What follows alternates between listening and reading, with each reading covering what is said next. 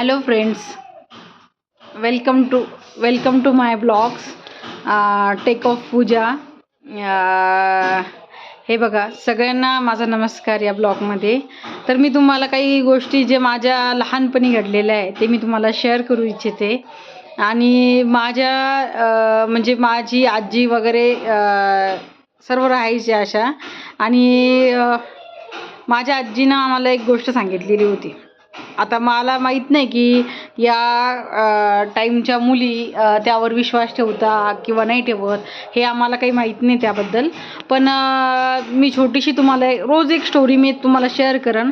आणि त्या स्टोरीमध्ये ना म्हणजे तुम्हाला काही ना काही तथ्य ऐकायलाच मिळेल. ही स्पेशल मी हा ब्लॉग ना स्पेशल लेडीजसाठी शेअर करते आहे की आजकालच्या मुली विश्वास ठेवत नाही या गोष्टीवर. पण छोट्या छोट्या गोष्टी असतात ज्या मॅटर करतात.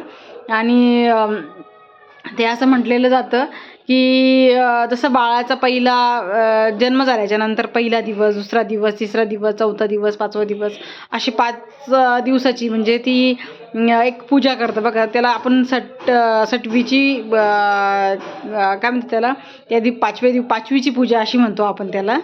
तर ती असं म्हणतात की सटवी नावाची एक देवी येते. आणि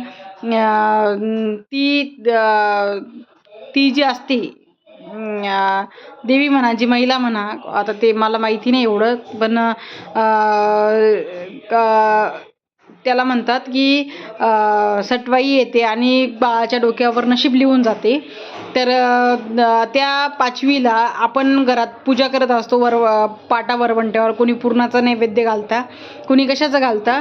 तर असं म्हणतात की 5वीच्या दिवशी येऊन ती स्टोरी म्हणजे काय म्हणतात त्याला, आपल्या नशीब लिहून जाते, बाळाचं नशीब लिहून जाते आपल्या बाळाचं.